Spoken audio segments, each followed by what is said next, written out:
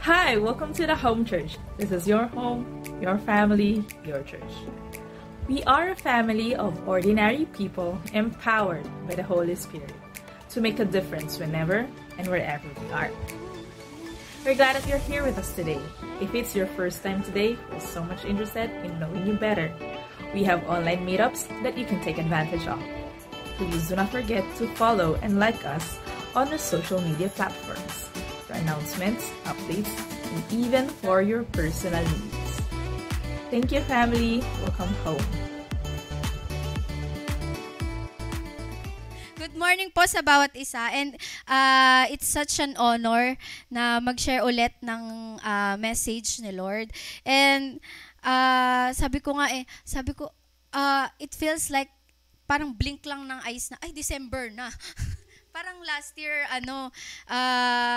December, tapos December ulit, ganun.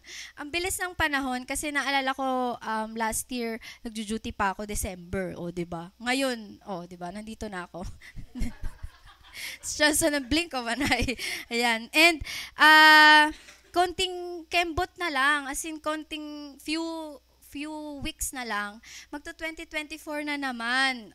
Diba? And sabi ko nga, napakadaming nangyari for the whole year.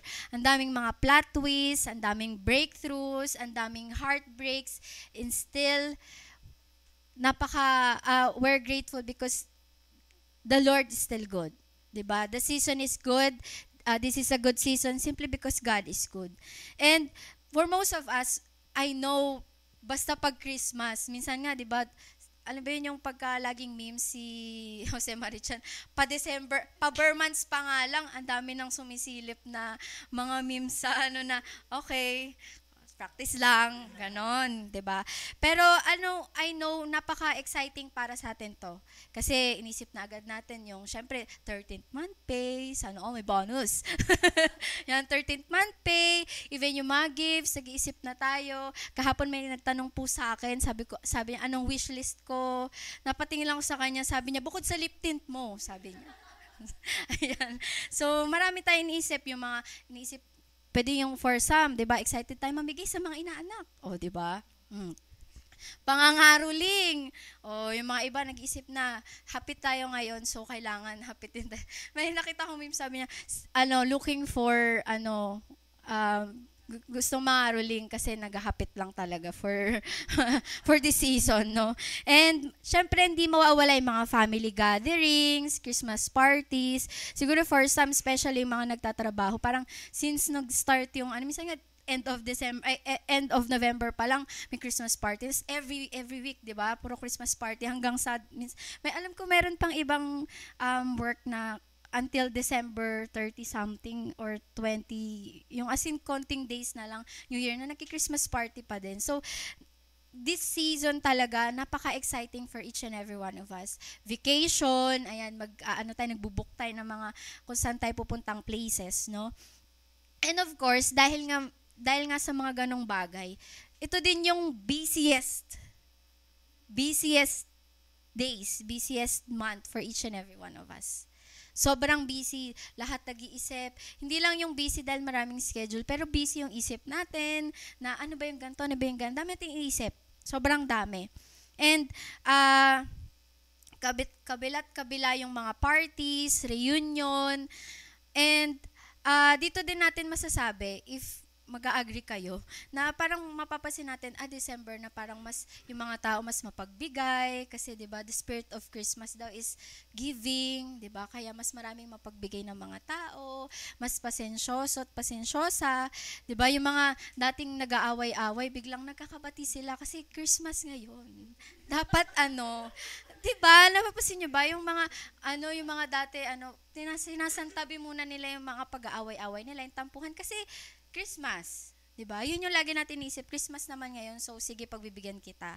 And ang sarap-sarap, ang saya-saya mag-celebrate ng Christmas.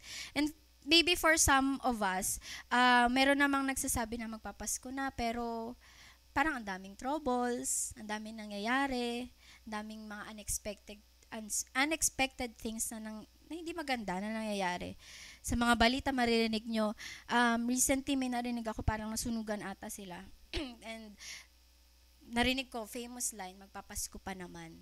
And wala silang bahay, wala silang matutuluyan, wala silang matutulugan. For some, na bagyo, na nakawan, or for some countries, nandun pa din sila nasa in the middle of the war sila. And I remember last year, sabi ko nga kanina, di ba, ito yung season nun na nagjo-duty pa ako. And I remember, AM duty ako noon. Tapos sabi ko, notorious kasi yung group namin na kapag kami yung duty, laging may nagko-code, laging may, ano ba to? May mortality. So parang sabi ko sa mga group mates ko, dapat ang goal ngayon for today's video, sabi ko, walang mamamatay. Pero syempre dahil sa hospital tayo, hindi talaga maiwasan yun. Diba? Tayong mga, ayan sila, Doc, alam niyo yan, parang saktong-sakto, umagang-umaga. O, di ba, may nag-code, may namatay. That moment, sabi ko, narinig ko ulit yung very common phrase, magpasko pa naman. And kung isipin mo, how they would face yung Christmas, na may namatayan sila, imbis na nagsasaya for them, nagluluksa sila. So, and it really broke my heart. Sabi ko, oo nga no, ang sakit naman talaga. And the truth is, whether it's a good news or a bad news, yung pag-welcome natin sa Christmas, we still tend to forget what it really means. Ano ba talaga yung Christmas? Diba? We have so many reasons bakit tayo nagse-celebrate ng Christmas. And I believe, bawat isa sa atin, common kung ano yung story ng Christmas. Bata pa lang tayo, alam na natin to. Hindi to bago sa atin. Kasi, di ba, kapag mahal na araw nga, it's the Passion of Christ. Pero kapag Christmas naman, ang dami sa mga schools, di ba, nag-role-playing pa ng mga, naalala ko nung grade school ako, parang kasama ako sa The Wise Men. Kasi nahirapan ako maghanap ng costume noon. So parang, alam mo yun, laging nire-retell yung story ng Christmas. Pero kung magti-take time lang tayo, ano nga ba talaga? Gaano ba talaga nagbibigay ng deeper level of understanding yung faith natin kapag Christmas na? How it allows us to remember again, bakit nga ba ako safe at the first place? 'Di ba? And kumbaga yung every time ba na nagki-Christmas, more than anything else, excited ba ako kasi finally, I have the opportunity na mas maalala ulit what it means kung bakit ako nandito in the first place, bakit may salvation, bakit may gospel, no? How does it affect our connection with the Lord every time that we recall yung reason behind the coming of Jesus? I know it's very common for each and every one of us. Napaka-common ito. Christmas to eh. Parang for us, kahit nakapikit tayo, iniisip na agad natin, masaya to, Christmas to. And this week, I've been reflecting, hindi lang dahil nasa Bible plan ko yung Come, Let Us Adore Him, pero every time na nagdi-devotion ako, nire-reflect ko and nire-remember ko yung story ni Jesus. And also yung reason behind it.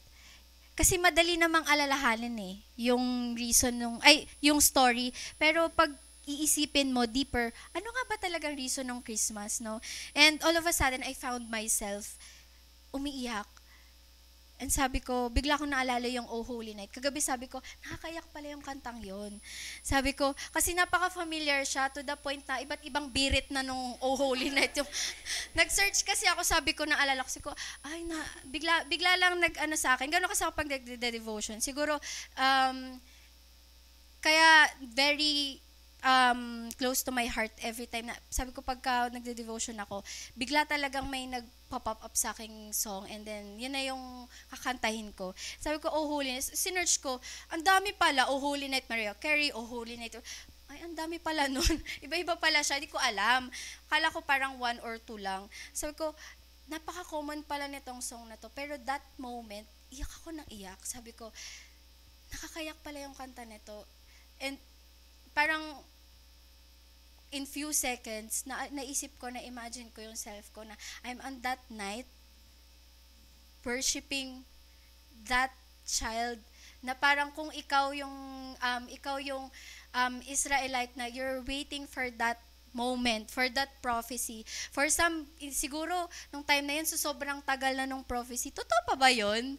Pero nung that time, nandyan siya. You know that this child was born as a Messiah to save the world. And then finally, it's there. I don't know kung anong klaseng move sa heart natin. Dapat yon, yung moment na yon. And sabi ko, umiyak ako, sabi ko, kaya pala, we should, alam mo yung fall on our knees. Binasa ko ulit siya, yung sa Luke. Tapos, yung mga angels, yung shepherds, talagang nag-praise sila, sinamban talaga nila si Lord. And sabi ko, Lord, how does it feel that moment? Yung talagang nakakita ka nila, yung that holy night, na sabi ko, it's so simple and yet so divine. That a child, the one that has been, na laging sinabi na for many, many, many years, that a Messiah is coming, a King is coming, and now it's there. Diba? Glory to God in the highest heaven, and on earth, peace to those on whom favor rests. So, joy to the world, diba? Joy to the world, the King has come. Very common yung kantang yun, and yet, sometimes hindi siya tumatagos sa puso natin. Ang tanong, bakit? Maybe, it became so common na nagiging tradition na lang siya pati sa puso natin. 'Di ba? So, before we dive in to our message for today. So, let's open up our Bible sa Acts 3:25 to 26. So, let's all stand for the reading of the word. Okay. Acts 3:25 to 26. It says here, "And you are heirs of the prophet and of the covenant God made with your fathers. He said to Abraham, 'Through your offspring, all peoples on earth will be blessed.' When God raised up his servant, he set him first to you to bless you by turning each of you from your wicked ways." Thank you, Jesus, for your word. You can now be seated. So, last Sunday, we recall the hope that brought us by the birth of Jesus. And how he himself is the fulfillment of that promise.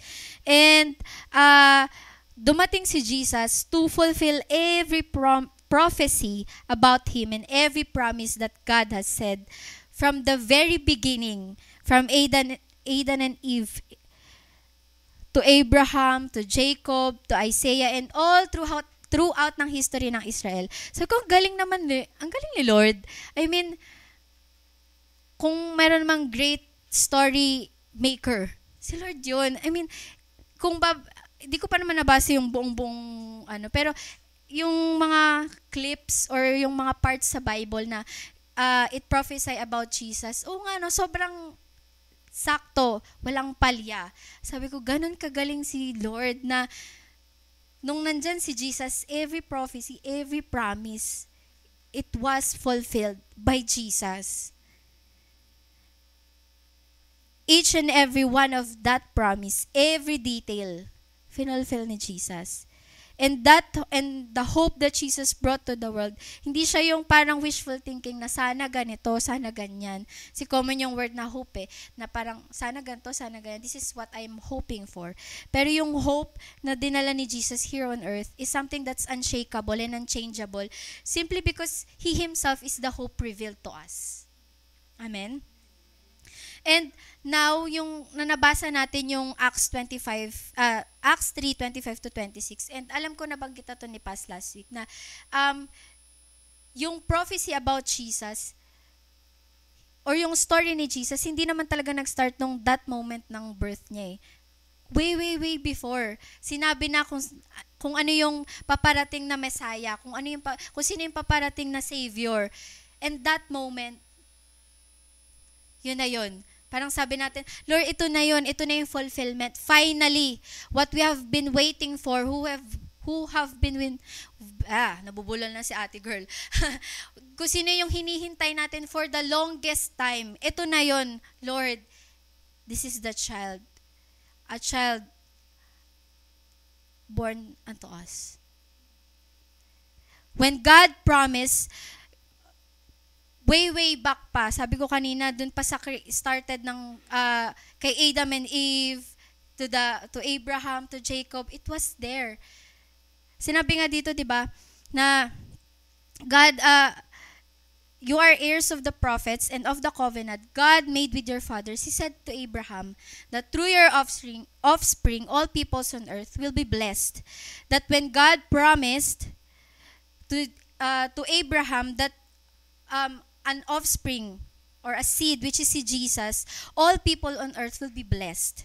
So when Jesus came, hindi lang, kung isipin natin, Lord, para nga yun sa Israelites yung ano na yun, yung promise na yun Yun yung beauty na when Jesus came, kahit tayo mga Gentiles, hindi tayo mga Israelites, we're not Jews, we now become part of that promise. Everything that happened to Jesus from birth to his death to his resurrection is now being fulfilled in us. And now we realize that the birth of Jesus is hindi lang yung remembering the hope that we have in the past or in the future, but even the hope that was fulfilled in Him through His birth. And binasa ko ulit yung sa Luke 2, hindi lang yung part nung pinanganak si Jesus, pero further pa, so doon sa 25 to 32, there was a man named Simeon. So, siya yung nandun sa temple. And nag-caught talaga yung attention ko doon sa sinabi niya. Sabi niya, Lord, now you are letting your servant you are letting your servant depart in peace, according to your word. For my eyes have seen your salvation, that you have prepared in the presence of all peoples a light for revelation to the Gentiles and for glory to your people Israel. Sabi ko, thank you, Jesus. Kasama ako. He have been preparing that all along. That gift of salvation. God's plan of salvation has been prepared way back. And not just for the people of Israel, but even for us. And this season, yung best time should be, dapat, to remember, to recall, not just hindi yung story, hindi, more than just yung story itself, yung siguro talagang kahit ipakwento ko sa inyo yun, memorize na natin yung pagkakasunod-sunod. Pero more than just the story, but what has been fulfilled when He came for us. Now we are able to enjoy yung grace, yung mercy ni Lord through Jesus Christ. We now have the salvation through Jesus Christ. We can now share the same hope and blessing that we have received in Him. And kagabi, nag-iisip ako, sabi ko, how much do I really take time to remember and go back how Jesus has fulfilled every promise para lang ma-enjoy ko yung faith na meron ako. Kagabi nga natatawa sa akin si Ate Tel kasi paglabas niya ng CR, sabi niya, Be, okay ka lang? Sabi niya sa akin, kasi talaga na seryoso kasi naiiyak ako. Akala niya siguro, may pinagdadaanan ka ba?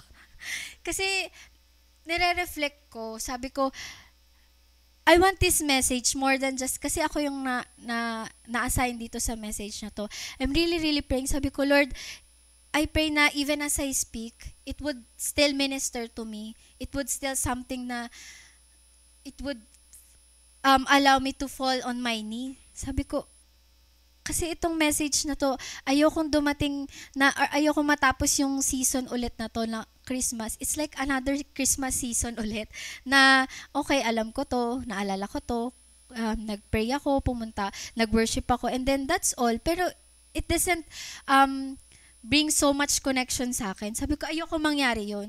So sabi ko, gaano ba ako, Lord, nagbibigay talaga ng time to understand and remember again what it means to be saved, what it means to the joy that Jesus brought to us here on earth when He came, and how this season deepens my connection and worship to you. Na after ba nitong season na to, it's just the same again, or my heart burns even more for you. Gaano ka-importante sa atin ngayon na magbigay talaga tayo at maglaan tayo ng oras. Hindi lang this Christmas but every time or every moment ng buhay natin, na i-recall ulit why we are here in the first place. Bakit natin na-enjoy yung presence ni Lord? Ang daling isipin, ang daling sabihin na, ang reason ng Christmas talaga, ang reason nito kasi si Jesus dumating and all. Pero how does it affects us? How is knowing or remembering or recalling that truth, that original meaning ng faith natin, deepens our connection and worship sa Kanya? Maybe we're missing out a lot of things ngayong season. And I hope it would give us deeper value na every time na i-celebrate ulit natin to, hindi na siya another tradition, another celebration ng year. We are recalling these things not just hindi lang para makapag-celebrate tayo ng Christmas knowing yung reason, pero but also we can have these things in our lives to deepen in our lives. So number 1, so that we could have a deeper connection to the Lord. Sinabi ko na to, no? Christmas is a yearly celebration that masyado na siyang naging common sa atin to the point na nag-iisip na tayo ng different ways. Parang sa family natin, ano kayang handa natin this Christmas? 'Di ba? Yung nanay ko tinatanong na parang November pa lang, ano kayang natin handa natin this Christmas? And ang hirap pag-isip kasi parang siguro na-realize ko, sabi ko kasi it's really not about yung ano yung maihahanda mo, ano yung marireceive mo. Sabi ko, Lord, I want this year, I want this celebration that more than, hindi about sa akin, hindi about sa marireceive ko, hindi about sa kaya kong i-prepare, but about you. Paano ko ma-allow yung sarili ko na magkaroon ng deeper connection sa'yo this Christmas? It became so common to us na for most of us, it remained like a tradition na sa puso natin. Na parang wala nang effect yung Christmas. Nakakalungkot na pag may mga maririnig ka na, parang hindi ko na nararamdaman yung Christmas. Sinasabi nila kasi, di ba before, parang September pa lang, November pa lang, dami ng mga parol, ang dami ng Christmas lights. Pero parang ngayon, makikita nyo, hindi pa masyado. Ilan pa lang ng mga places yung may mga Christmas lights, may mga Christmas trees. Tapos, ang dami nagsasabi, parang di ko masyadong feel yung Christmas. Diba? Especially, ang dami nangyayari, hindi lang dito sa Pilipinas, but even in different countries. And sinasabi nila, parang di ko feel yung Christmas ngayon. No? And, we remember yung original meaning of our faith so that we can move forward to a deeper connection sa Kanya. Nothing else. Kagabi sabi ko, nakakalungkot na Christmas should be really about the Lord. Na kailangan, kung magiging busy tayo kung paano natin, Lord, paano ba kita masicelebrate well this Christmas? Paano ko ba masicelebrate yung kapanganakan mo in such a way, I would really fall on my knees and remember again and connect with your heart, yung heart mo as a father, to reach out to your children, to reach out to that lost world so that we know and we can be reconciled with your love. Sabi ko, dapat yun ngayon, pero nakakalungkot that a lot of us, napaka-busy natin na sa mga errands natin, sa mga iniisip natin, sa mga gifts, sa mga bonuses, and a lot of things sa mga buhay natin. Ang dami natin kinoconsider sa buhay natin this Christmas. Na nakakalimutan natin, bakit tayo mawawalan ng reason na hindi natin mafe-feel yung Christmas? In the first place, we have this opportunity to celebrate who really Jesus is, who Himself is the hope revealed, hope fulfilled, a promise fulfilled in us. And there's no better way for us to have a more deeper connection with Jesus than recalling why and how we are saved and redeemed in the first place. If hindi yun yung motivation and nasa heart natin this Christmas, maybe we're missing out the point. Talagang hindi natin, mukha talagang malamig ang Pasko kasi hindi natin naiintindihan. Ano ba yung Christmas? Bakit nga ba pinanganak si Jesus? He came for you.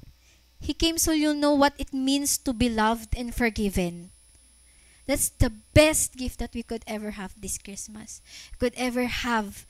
Hindi lang yung being loved and forgiven, but this is something that we could share to the people around us. He came so we can be reconciled with our connection to the Lord.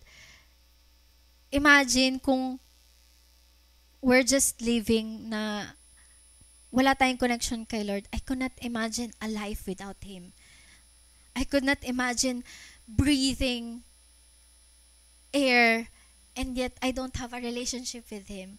Na after nitong celebration na to, I would just go back with my own life. Sa sarili, with my old life na, ayan ulit, go with the flow. No meaning, no purpose. Sabi ko, Lord, thank you. Because, imagine, sabi ko,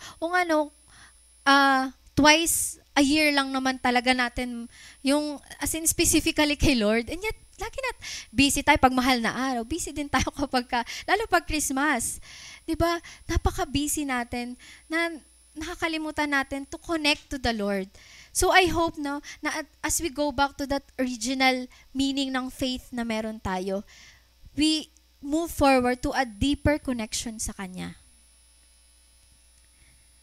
Sabi ko, this week, the moment na nare-reflect ko again, binabalikan ko ulit, nare-remember ko ulit the beauty ng birth ni Jesus. It's just so, na-speechless ako and I'm just in awe. Sabi ko, it makes me fall in love again and again and again kay Lord.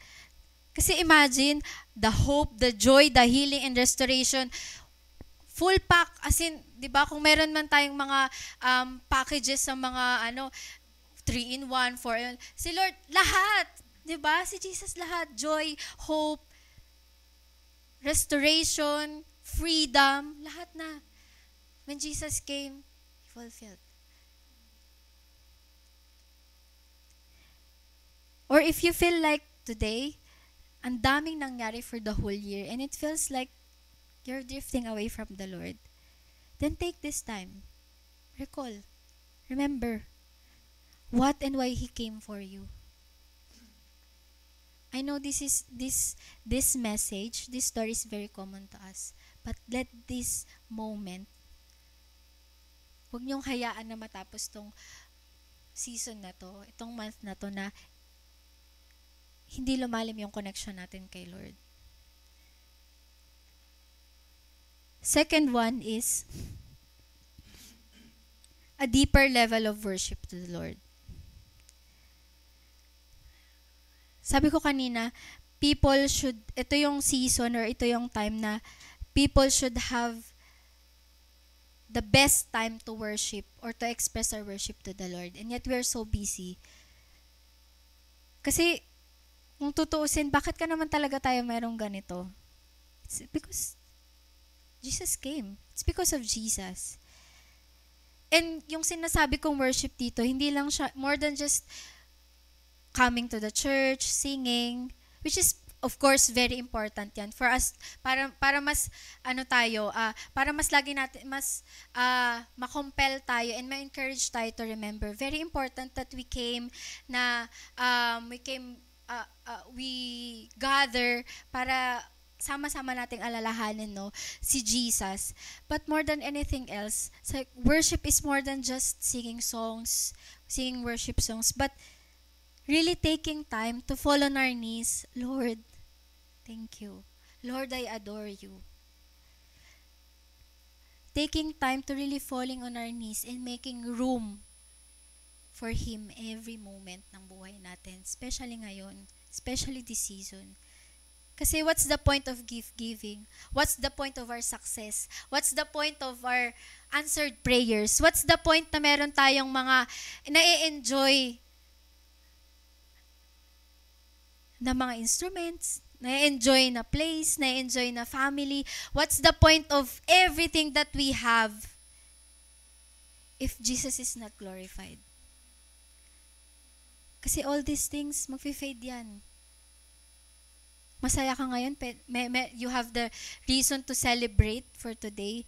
At kung doon ka lang nakaasa, and it's not for Jesus to be glorified, then maybe tomorrow you have the reason not to celebrate.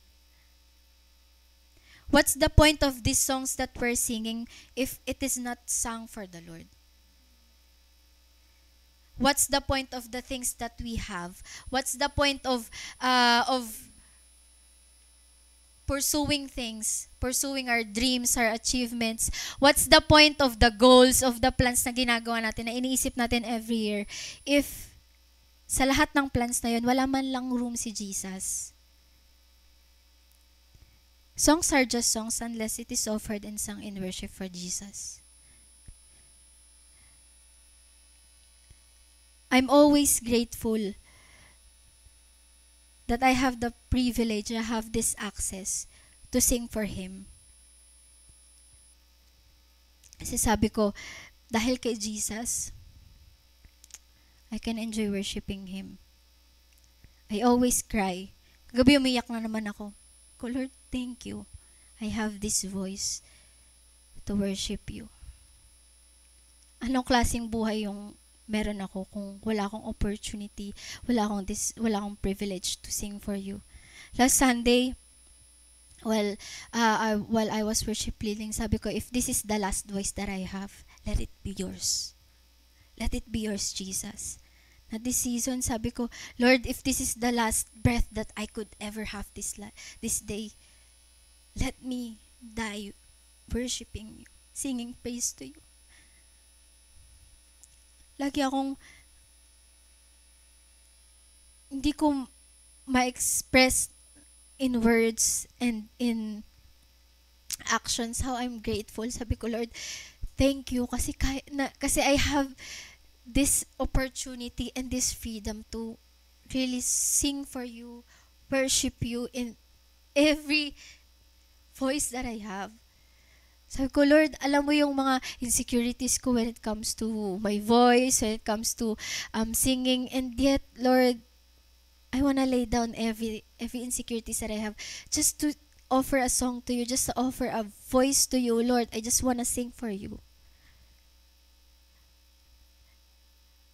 And Lord, sabi ko kung etong season na to, hindi lang din magdi-deeper yung worship ko sa'yo, then what's the point that I have? What's the point na meron pa akong voice para gamitin kung di ko rin naman gagamitin sa'yo this season? I want to experience that simple and yet divine night na nung nakita nila si Jesus, they sang, they praise God. Ngayon seasons, sabi ko, Lord, gaano ba na move yung heart ko to worship you, knowing na we have this season, this opportunity to remember what you have done for us, why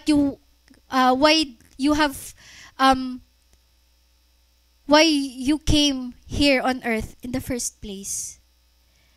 Bakit ako nakaka-experience ng love? Bakit ako forgiven? Bakit ako reconciled sa'yo?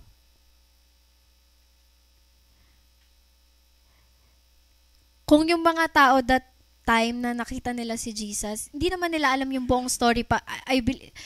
Alam nila, naririnig nila yung prophecy about Jesus, and yet, nung nakita nila si Jesus, they worship, they praise God, without even knowing yung buong story nung pagdadaanan ni Jesus, and yet they worship. How about us? Alam natin, yun na nga alam natin lahat. Alam natin yung birth, yung crucifixion, yung resurrection ni Jesus, and how it encourages us and move us to worship Him even more.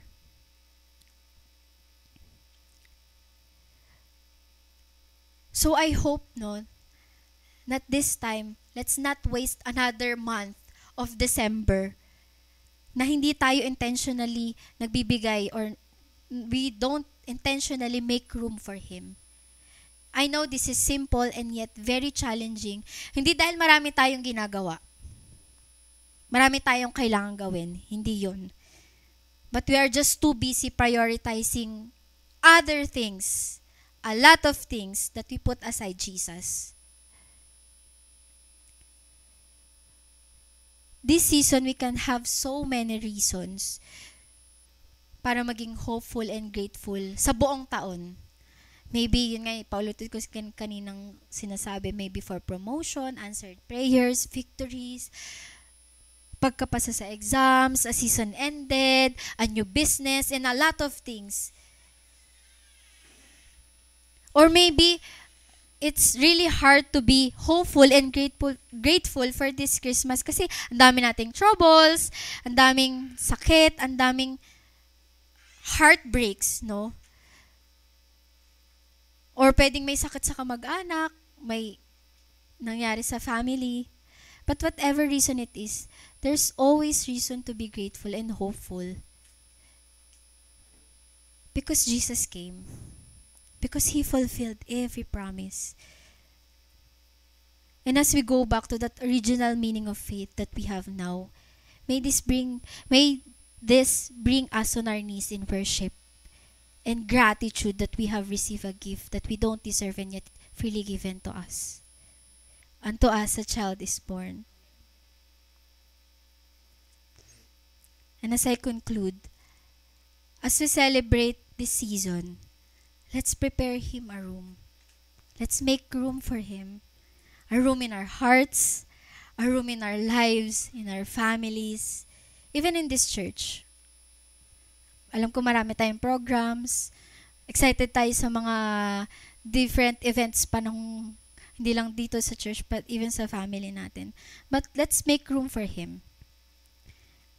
This is not just a story to celebrate the birth of Jesus Christ, but this is part of the promise Jesus has fulfilled in us when He came.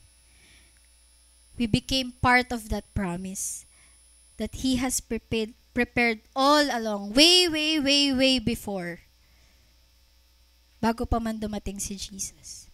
And as we go back and remember that this season, we move with all hearts coming to Him in adoration and worship. So let's all pray. Dear Heavenly Father God, we thank You, God. We thank You for this season. More than the celebration, more than the joy, more than the excitement that we have or that we are looking for. But God, thank You. Thank You because You came. Thank You kasi nung dumating Ka, we became part of that redemptive story of Yours. Lord, thank You because we have this time to remember again and fall on our knees and worship You in adoration. Lord, wag mong hayaan na matapos tong month na to, tong year na to, without even having a deeper connection to You. Lord, may this season bring us closer to Your heart. Lord, if we've drifted away,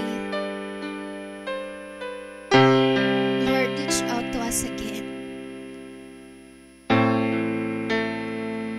Lord, bring us back again on our knees in worship. Because, Lord, what's the point of everything that we have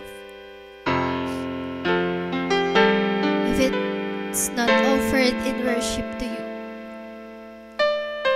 Lord, we just want to praise You and worship You as we remember who You are, as we remember why You came.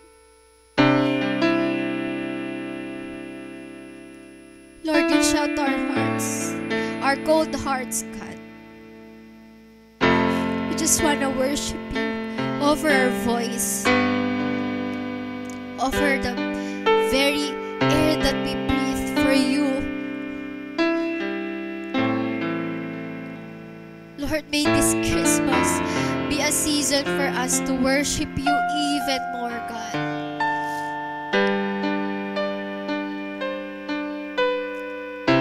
Lord, may this place be a place of worship. May our lives be connected to you even more, God. That we may be able to know your heart in a deeper way. Thank you, Jesus, because you came. Thank you, Jesus, because you are our hope. Thank you, Jesus, because you are our freedom. Thank you, Jesus, because you came. And I hope, God, this would bring us on our knees. This would bring us on our knees, God. Lord, we just want to worship you. We want to worship you with all our hearts, with all our voice, God.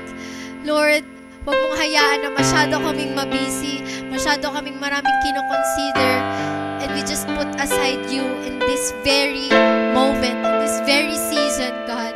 Lord, we just want to offer you everything at your feet. Lord, we want to give you glory that you deserve.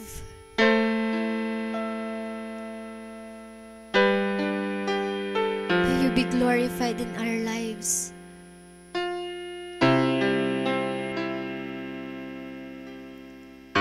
Be glorified. Be glorified, Jesus.